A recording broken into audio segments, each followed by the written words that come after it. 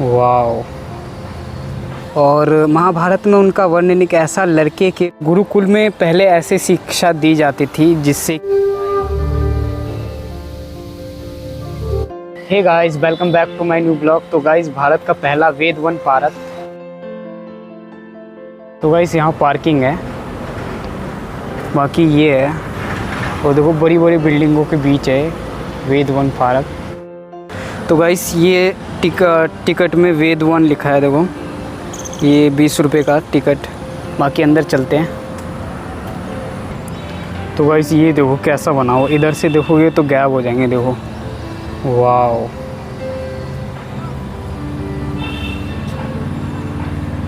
ये देखो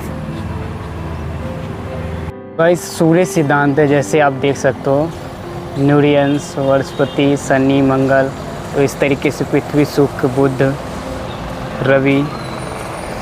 इसी साइकिल के लिए बनाया गया है। और ये पैदल मार्ग, तो हम पैदल मार्ग में चलेंगे। तो वैसे इमली का पेड़ है। लोक मुद्रा एक पुत्र है जिसका नाम दुर्योधन है।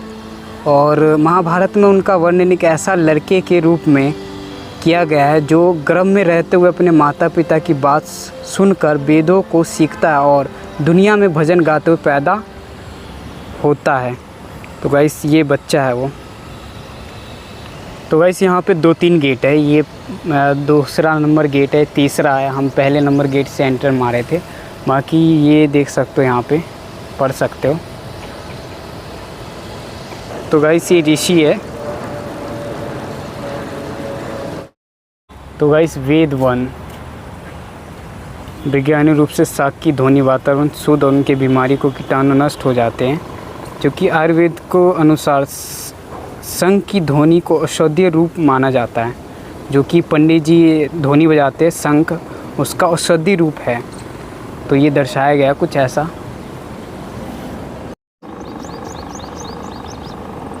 वैसे योगा करते हुए दर्शाया गया है। सीताराम की महर्षि आत्री से भेंट। तो वही सीता राम की ऋषि आत्री से भेंट। रामायण काल में महर्षि आत्री सदाचार का जीवन व्यतीत करते हुए चित्रकूट के तपोवन में रह करते थे। अयोध्या नरेश श्री राम अपने वनवास काल में भाई लक्ष्मण और बधू सीताराम के साथ ऋषि आत्री के आश्रम गए। और वहाँ पे जहाँ ऋषि आत्री के राम को दिव्य शास्त्र सिखाए और कभी न ख़त्म होने वाले वन दिए गए। माता अन्न सूर्य देवी सीता को पवित्र वस्त्र और आभूषण दिए, जो कि रावण हरण करता है तो वो आभूषण ऊपर से गिराती है। तो ये है, आप देख सकते हो, पढ़ सकते हो। बाकी बहुत अच्छा है यहाँ पे नॉलेज। अभी और भी चीज़ मैं आपको यहाँ पे दिखाता हूँ और पढ़ा सब चीज़ जो भी एक एक करके मैं आपको बताता हूँ। तो ज्योतिष में श्री रात्रि का योगदान, जो पूजा करने का 18 विध इसमें दर्शाया गया, जो ऐसे पूजा करना होता है। तो 18 ऋषियों में से एक है ये,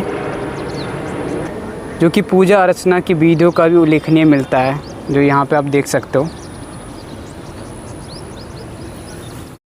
तो आयुर्वेद में योगदान, जैसे प्राचीन काल में आयुर्वेद से ही सबका दवा होता था। जैसे बुखार हुआ, कुछ भी उपचार आयुर्वेद से ही होता था। दान का विधि बताया गया है। जैसे ऋषि आस्त्री बताते हैं कि भले ही किसी की सीमित आय हो, उससे उधार लेकिन सावधान तरीके से दिया जाना चाहिए। इसे दान कहा जाता है। दान करते समय मुक्त भाव होना चाहिए, बदलते में कुछ नहीं होना चाहिए। मतलब बदले में आपका कुछ भाव नहीं होना चाहिए। यह एक निस्वार्थ कार्य होना चाहिए। तुम भी हाथों से जुटाओ और हजारों हाथों से दान करो। तो कुछ इस विधि बताया गया हाथों से दान करने का। महर्षि आस्त्री की पत्नी थी अनुसूया। महर्षि आस्त्री का विवाह ऋषि कदम और देवहूति की पुत्री अनुसूया से हुआ। देवी अनुसूया का चरित्र शोभाशाली स्त्रियों के लिए सदा प्रेरणादायक रहा। महर्षि आस्त्री जहाँ ज्ञान, तपस्या, सदाचार, भक्ति, मन शक्ति के मुक्तिमान स्वरूप है, वही देवी अनुसूया पवित्रता, धर्म, चित्र की पूर्तिमूर्ति विवाह है। और नीचे है, देवी अनुसूया ने अपने पवित्रता के बल पर त्रिदेवी पार्वती, लक्ष्मी, सरस्वती के घमंड को चूर किया, स्वयं ब्राह्मणी को पत्नी को जीवित कराया तथा वंदित सूर्य को उन्नति कराकर संसार का कल्याण किया।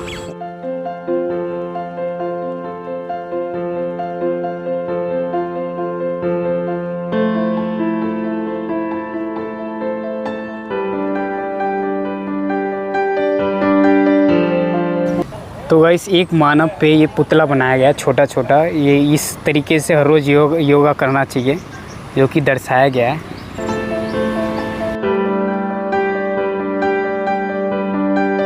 यहाँ से दो बड़ी बड़ी बिल्डिंग और पूरी मतलब चारों तरफ बड़ी बड़ी बिल्डिंग है, बीच में वेद वन पार्क है। तो इधर का वीडियो तो हमने बना लिया, अब इधर की साइड चलते हैं।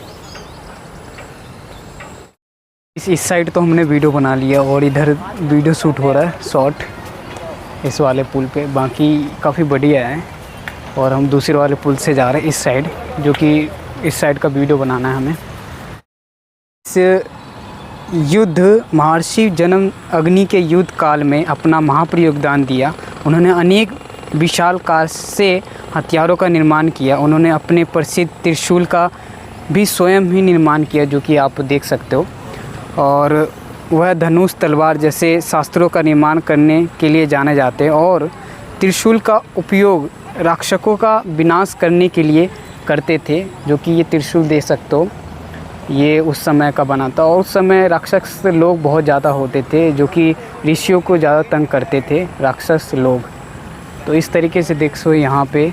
और माँ की इस साइड चलते हैं, तो आपको हर पार्क में देखने को मिलेगा। ये जहाँ भी जाता है फुल नज़र आ ही जाता है। बाकी ये पत्थर का कुछ सेब है, देखते हैं क्या चीज़ सेब है ये। तो गाइस ये कामधेनु गाय है। कामधेनु गाय समुद्री मंथन के दौरान सागर में एक अन्य मूल्यवान वस्तुओं और विषय के साथ साथ कामधेनु गाय की उपस्थित भी हुई। पुराणों में गाय को देवताओं की उपलब्धि प्राप्त है। एक विगद्य और प्रवृत्ति गाय के कामधेनु ऋषि जन्म अग्नि के एक किंवदंती और पवित्र गाय है। कामधेनु ऋषि जन्म अग्नि के साथ साथ रहती है, धर्म क्रोध का रूप लेता है। ऋषि जन्म अग्नि आश्रम में प्रकट होता है और उसने देखा कि इस ऋषि ने अभी अभी अपनी गाय का दूध निकाल कर एक बर्तन में रख दिया। क्रोधी रूपी धर्म ने उस पात्र में प्रवेश किया और ऋषि जन्म अग्नि उस दूध को पीने के लिए बाद में शांत रहे। यह देखकर धर्म एक ब्राह्मण के रूप में ऋषि के सामने प्रकट हुए और उन्होंने वरदान दिया कि वह भविष्य में हमेशा धर्मवन रहेगा। तो गाइस ये देख सकते हो।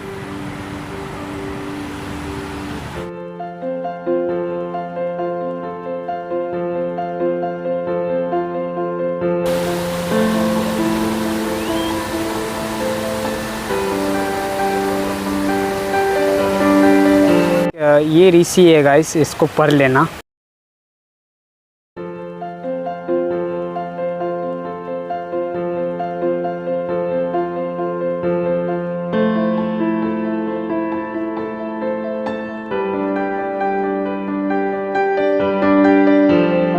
तो यहाँ तक आने के लिए वेद one sector Noida 101 walking distance पे है, 6 से 7 मिनट। 27 ऋषियों को इस प्रकार सूचीबद्ध किया गया है।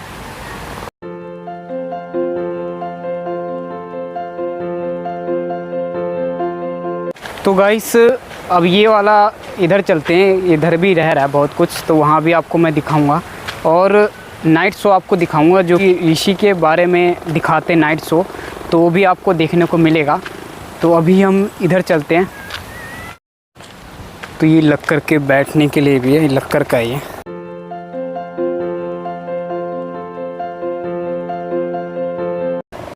तो हाथ दोनों करके इसमें पानी भर के ये कबूतर को दर्शाया गया है कि पानी पीना, पानी पीने के लिए देना चाहिए, जो कि कुछ इस तरीके से दर्शाया गया है। तो इधर से देखो ऐसे ऋषि और इधर से दो गायब हो जाएंगे, कुछ ऐसा दिखाया गया है, दर्शाया गया है। दो श्री ऋषि वशिष्ठ महान सत्य ऋषियों में से एक है। उन्हें ब्रह्मा जी का मानस पुत्र भी कहा जाता है। ऋषि का वशिष्ठ ने वशिष्ठ सहित में ज्योतिष विद्या और वैदिक प्रणाली का वर्णन किया गया। ऋषि वशिष्ठ शांति प्रिय, महान और प्रज्ञानी थे। गुरु वशिष्ठ ने सरस्वती नदी के किनारे गुरुकुल का स्थापना की, जिसमें राजाओं और राजकुमारों और अन्य सामान्य शास्त्र गुरु वशिष्ठ की शिक्षा लेते थे। भगवान श्री राम भी गुरु वशिष्ठ के शिष्य थे। गुरु वशिष्ठ राजा दशरथ के राजकुल गुरु और सूर्यवंश के राज पुरोहित भी थे। तो ये गुरु वशिष्ठ है। बाकी यहाँ पे गुरु वशिष्ठ मैं आपको दिखाता हूँ। तो ये सरस्वती ने नदी के किनारे गुरुकुल की स्थापना की थी, और ये मतलब ऐसा दर्शाया गया नहीं है कि सरस्वती नदी, लेकिन उस समय ऐसा ही शिक्षा ग्रहण करते थे ये गुरु वशिष्ठ और अन्य जो भी राजा के पुत्र और यहाँ पे शिक्षा ग्रहण करते हुए। तो गाइस ये गुरु है और ये शिष्य सब है, जो कि गुरुकुल में पहले के ज़माने में ऐसे ही पढ़ाई होते थे। और उस समय ना पेन था ना कॉपी था, कुछ इस तरीके से, मतलब दिमाग ऐसा था कि एक बार गुरु बोलते थे और सीख जाते थे। तो वहाँ पे उस समय साहित्य और आध्यात्मिकता ज्ञान मिलता था। जो कि हम खेती करते थे और भिक्षाटन करते थे, भिक्षा मांगते थे, और उस समय साहित्य दर्शन, तीर चलाना, विभिन्न ज्ञान प्राप्त करते थे। और देख सकते हो गुरु इस तरीके से बैठे हुए और इस तरीके से शिक्षक बैठते थे। तो ऋषि वशिष्ठ के शिक्षा कैसे ग्रहण करते थे उस तरीके से दर्शाया गया है कि शिक्षक बैठे हुए हैं और सब, उस समय ना पेन था ना कॉपी था। वो शिक्षक जो भी गुरु बोलते थे तुरंत सीख जाते थे। माइंड बिल्कुल साफ़ सुथरा और बहुत ज्ञानी थे बच्चे उस समय के। अभी के तो देख सकते हो कैसे हैं। बाकी गुरु वशिष्ठ के आश्रम में सब बैठे हुए हैं शिक्षक। अर्शवेद ये घोड़ा है, जो कि उस समय राजा उसमें अर्शवेद बांध के, और जहाँ जहाँ घोड़ा जाता था ये राजा का ज़मीन हो जाता था। और जिसके मतलब कोई दूसरे राज्य में चले जाता तो दूसरे राजा के ये घोड़ा तो वो बांध लेते थे, फिर उससे युद्ध होता था। तो उसका ज़मीन ऐसा होता था। आपने उसमें रामायण में देखा होगा ये अर्शवेद घोड़ा के बारे में। तो उस तरीके से यहाँ पे दर्शाया गया है अर्शवेद। तो श्री गौतम ऋषि वेद में कहीं रचनाकार होने के से दिया जाता है। सनातन हिंदू धर्म सबसे पुराने पवित्र ग्रंथों में से एक है। उनकी लिखी हुई रचनाएं ऋग्वेद की पहले और 10वें मंडल में शामिल है। तो यहाँ पे इस हिसाब से पढ़ सकते हो। तो यहाँ पे प्रतिमा नहीं बनाया गया, कुछ इस हिसाब से हर जगह बनाया हुआ है। और ऋषि गौतम, बाकी ये 4 स्तंभ क्या है ये देखते हैं। तो गाइस 4 स्तंभ हैं। बाकी ये थोड़ा जंग लग रखा है तो मैं आपको पढ़ के सुनाता हूँ। जीवन के 4 स्तंभ। ऋषि गौतम हिंदू धर्म के महान ऋषियों में से एक है। इन्होंने चार आश्रमों की महानता को संसार में पवित्र दिया है। 4 आश्रम, ब्रह्मचार्य, गृह, वनवास और सामान्य आश्रम। ऋषि गौतम ने ब्रह्मचार्य आश्रम के महान को दर्शाया है, और यह विद्यार्थियों को विद्या प्राप्त करने के लिए समर्पित होता है। गृहस्थी आश्रम जीवन को दूसरी अवस्था है, जिसमें व्यक्ति पूर्ण रूप से परिवार के लिए समर्पित होता है। और वनवास आश्रम के लिए ये पता नहीं क्या लिखा हुआ है, ये बंधनों से मुक्त होता है। और गुरु आश्रमों के लिए पता नहीं क्या है, ये संस्कार के द्वारा ईश्वर को प्राप्ति के लिए खोज करता है। सामान्य आश्रम के लिए पूर्णतः संसार में अलग कर ईश्वर का ध्यान करते हुए मोक्ष की प्राप्ति हो सकता है। तो ये 4 स्तंभ हैं। बाकी पढ़ने में बहुत कठिनाई हुई क्योंकि जंग लगा हुआ है। देखो मैं तो पढ़ भी नहीं पा रहा था। तो ये देखते हैं 4 स्तंभ कुछ इस हिसाब से हैं। बाकी बच्चे खेल रहे हैं। बाकी इस साइड चलते हैं अब फाउंटेन के पास। तो ये गायत्री मंत्र है, जो कि गायत्री मंत्र को लखनीय ऋग्वेद और यजुर्वेद में दोनों में है। गायत्री मंत्र का अर्थ पृथ्वी लोक, पुरलोक और स्वर्लोक में व्यक्त दृष्टि प्राप्त प्रकाशमान परमात्मा के तेज का हम ध्यान करते हैं। वह परमात्मा का तेज हमारी बुद्धि को सर्व मार्ग की ओर चलाने के लिए प्रेरित करता है। तो गायत्री मंत्र इस पे लिखा हुआ है, मतलब शब्द है जितने भी ओ अयोम ओम ये सब है इसमें, और ई आ छा गा आ इस तरीके से आप देख सकते हो। तो इधर से है ऐसे करके यहाँ पर, और ये ऊंचे टीला पे चलते हैं अब। तो ऊंचे टीले पे हम जा रहे हैं कुछ इस हिसाब से।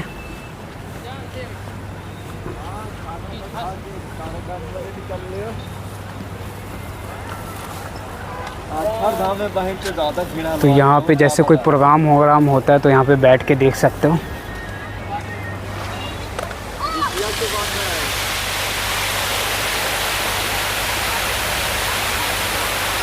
तो पास में जाके फाउंटेन देखेंगे। तो ये स्टेज मुझे काफ़ी अच्छा लगा।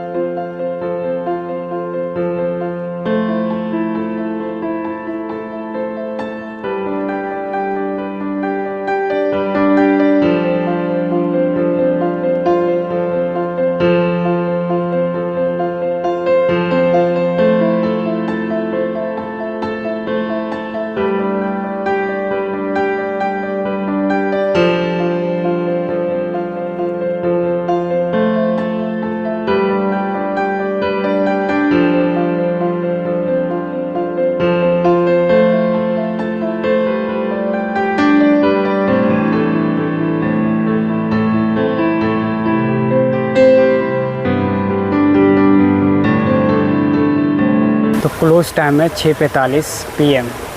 तो गाइस यहाँ पे घड़ी लगा हुआ है, तो मैं अभी टाइम आपको दिखाता हूँ। अभी 6:45 पे क्लोज टाइम हो जाएगा, जो कि अभी हमारे पास 45 मिनट है। तो आप देख सकते हो। आप सभी को पता है 4 वेद होता है, ऋग्वेद, यजुर्वेद, सामवेद, अर्थवेद। तो ये ऋग्वेद में ये डिवाइड हो रखा है, और यजुर्वेद में यहाँ डिवाइड हो रखा है, सामवेद में, फिर अर्थवेद में। तो अर्थवेद में उपदेश मिलता है जो कि, और बाकी ये सब आप देख सकते हो। तो इधर देखते हैं और क्या क्या है। ये वेद,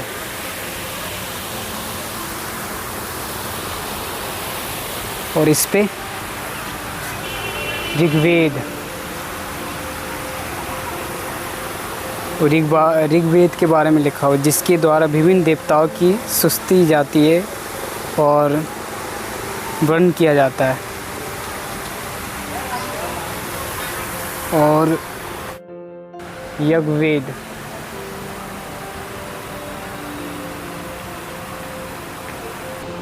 तो यजुर्वेद में कर्म कांड का ये है वर्णन।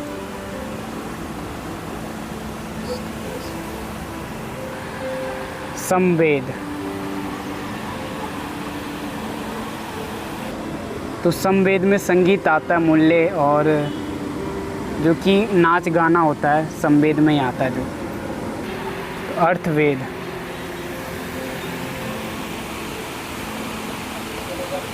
श्री विश्वामित्र ऋषि जो कि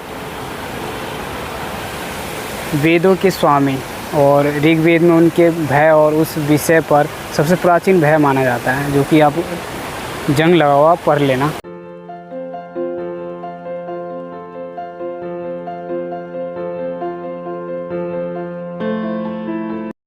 तो गाइस मंथन में कुछ इस हिसाब से दर्शाया गया है, यहाँ से वहाँ तक, और अमृत इधर लिखा हुआ है, और यहाँ से इधर है।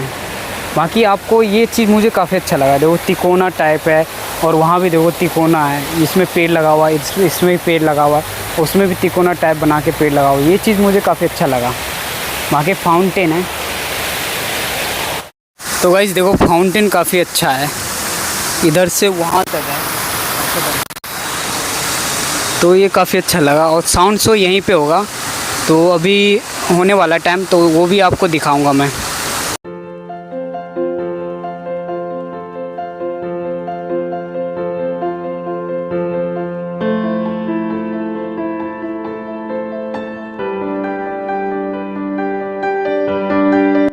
प्रसन्नता देते हैं।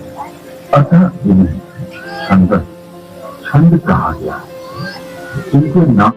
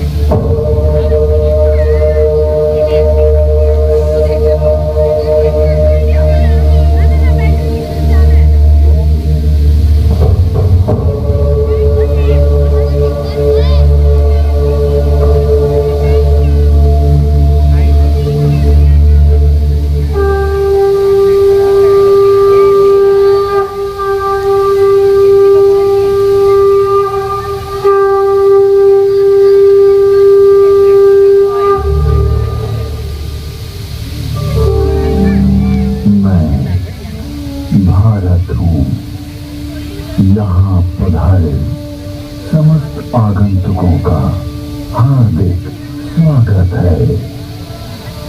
भारत में आदिकाल की विलुप्त हो रही ऋषि परंपरा का पुनरुत्थान की गाथा वेद वन से प्रारंभ करने की चेष्टा की गई है।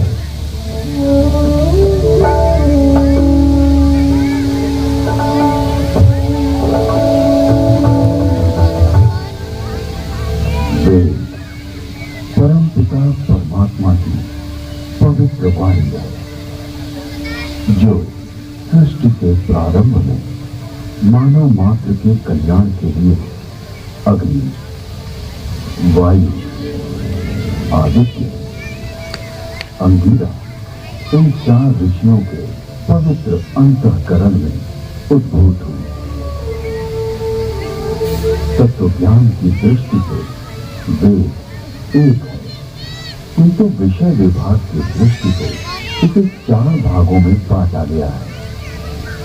ऋग्वेद, यजुर्वेद, सामवेद और अथर्ववेद।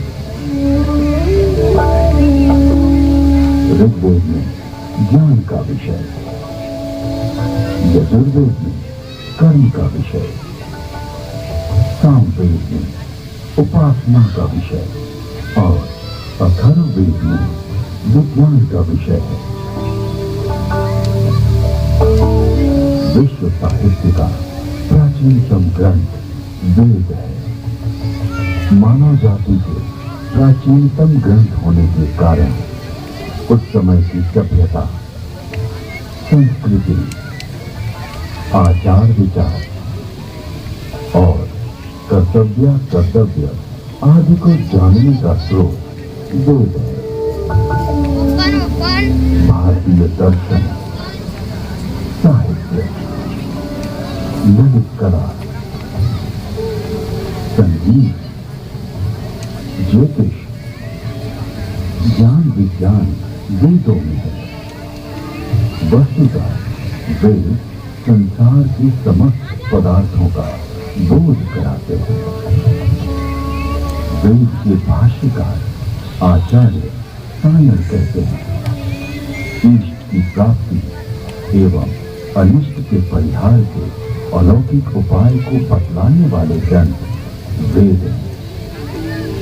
सबके द्वारा पूजनीय और यजनीय परमात्मा से ऋग्वेद, यजुर्वेद, सामवेद और अथर्ववेद प्रकट हुए। ऋग्वेद के मंत्र दृष्टा ऋषि कहते हैं, तस्मात् ज्ञातस्य वरुता ऋचा सामानि जग्रे छंदांसि जगिरे तस्मात् तेजोस्ते तस्माद् जायते। ऋग्वेद, जिसके द्वारा विभिन्न देवताओं की स्तुति की जाती, उसे ऋग कहते हैं। ऋच्यते श्रूयते अन्य इति ऋग। इस प्रकार की ऋचाओं के संग्रह का नाम ऋग्वेद है। ऋग्वेद विश्व साहित्य का प्राचीनतम ग्रंथ है। ऋग्वेद में 10 मंडलों में 1028 सूक्त में 10,600 मंत्र हैं। यजुर्वेद। यजुर्वेद में कर्मकांड का प्राधान्य है, जिसकी समाप्ति अनियत अक्षरों वाली है अथवा जो गतिमय है उसे यजुष कहते हैं। अन्यताक्षरावसानो यजुर। यजुर्वेद के 2 भाग हैं, शुक्ल यजुर्वेद एवं कृष्ण यजुर्वेद। शुक्ल यजुर्वेद में 40 अध्यायों में 1975 मंत्र हैं। कृष्ण यजुर्वेद गद्यात्मक है। सामवेद। गीति में साम है। गीतेषु समाख्या। संगीत का मूल उद्गम सामवेद है। सामवेद के 2 भाग हैं, पूर्वार्चित एवं उत्तरार्चित। सामवेद में 1875 मंत्र हैं। अथर्ववेद। अभिचार मंत्रों का ज्ञान अथर्ववेद में है। इसमें आयुर्वेद का विस्तृत विवेचन हुआ है। इसकी शौनक शाखा में 20 कांडों में 730 सूक्तों में 6000 मंत्र हैं।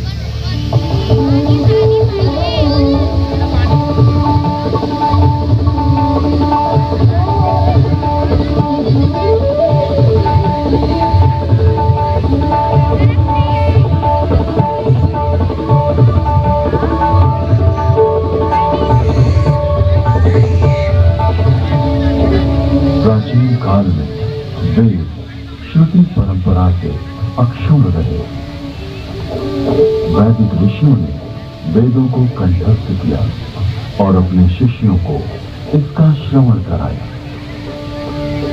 शिष्यों ने सुनकर वेदों को कंठस्थ किया और उन्होंने अपने शिष्यों को सुनाकर कंठस्थ कराया। इस प्रकार श्रुति परंपरा से वेद अक्षुण्ण बने रहे। वेदों में किसी भी प्रकार की मिलावट न हो सके, इसके लिए वैदिक ऋषियों ने विकृति पाठों का निर्माण किया। वेदों में मंत्र दृष्टा ऋषियों का उल्लेख है, जिन्होंने मंत्रों का साक्षात्कार किया। इस परंपरा में सप्त ऋषियों का विशेष महत्व बतलाया गया है। सप्त ऋषियों का वैशिष्ट्य उपनिषद एवं पुराणों में मिलता है। ये 7 ऋषि हैं: वशिष्ठ, विश्वामित्र, जमदग्नि, भारद्वाज, अत्रि, गौतम, अगस्त्य। वेदों में अनेक ऋषिकाओं का भी उल्लेख है।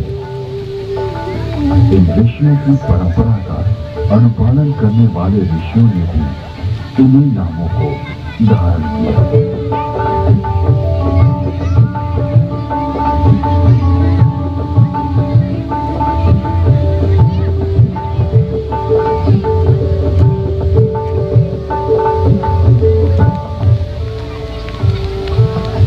आज विश्व में जिन आविष्कारों का श्रेय पाश्चात्य जगत द्वारा लिया गया है, उसे हमारे प्राचीन ऋषियों द्वारा तथ्य सहित हजारों वर्ष पूर्व प्रमाण सहित वेदों में उल्लिखित किया गया है। जैसे अगस्त्य संहिता में विद्युत उत्पादन के सूत्र मिलते हैं।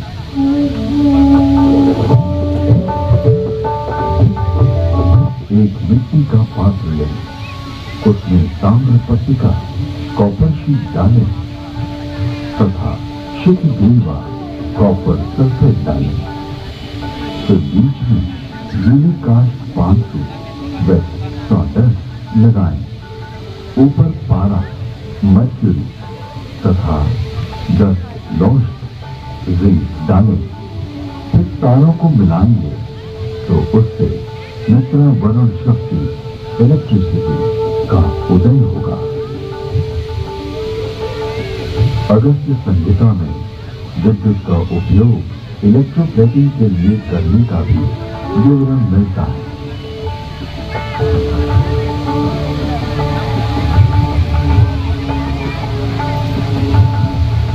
अतः अगस्त्य को कुंभोधव बैटरी बोन भी कहते हैं।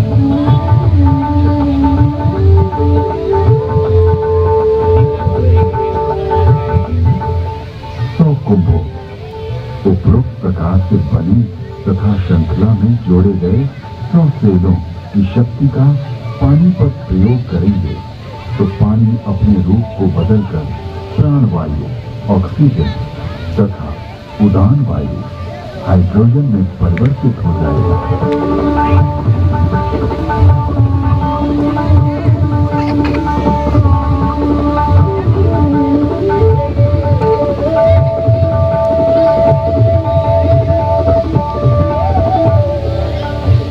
कृत्रिम स्वर्ण अथवा रजत के लेप को सत्कृति कहा जाता है। लोहे के पात्र में सुशक्त जल तेजाब का घोल इसका सानिध्य पाते ही यवक क्षार, सोने या चांदी का नाइट्रेट ताम्र को स्वर्ण या रजत में ढक लेता है। स्वर्ण से लिप्त उस ताम्र को शातकुंभ अथवा स्वर्ण कहा जाता है। विद्युत तार आधुनिक नौका चलन और विद्युत वहन, संदेश वहन आदि के लिए जो अनेक बारीक तारों की बनी मोटी केबल या डोर बनती है, वैसी प्राचीन काल में भी बनती थी, जिसे रज्जु कहते हैं।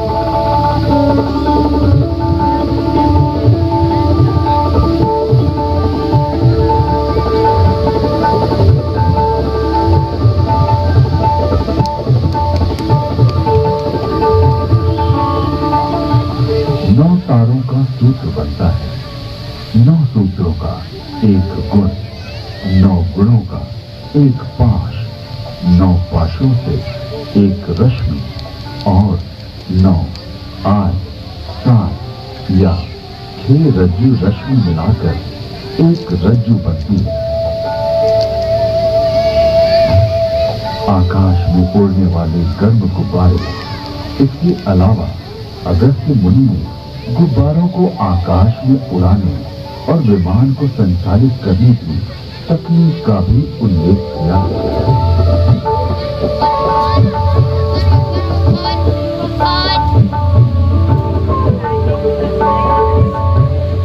उड़ान वायु हाइड्रोजन को वायु प्रतिबंधक वस्त्र में रोका जाए तो यह विमान विद्या में काम आता है। यानी वस्त्र में हाइड्रोजन पक्का बांध दिया जाए तो उसमें आकाश में उड़ा जा सकता है।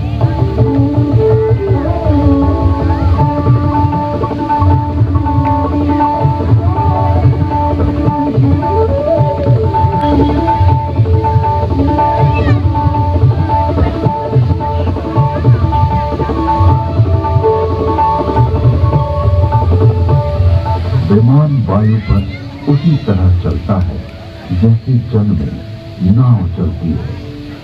तत्पश्चात उन काव्य पंक्तियों में गुब्बारों और आकाश छत्र के लिए रेशमी वस्त्र सुयोगी कहा गया है, क्योंकि वह बड़ा लचीला होता है।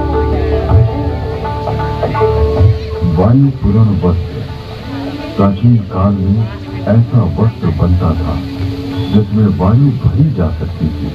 इस वस्त्र को बनाने की निम्न विधि अगस्त्य संहिता में।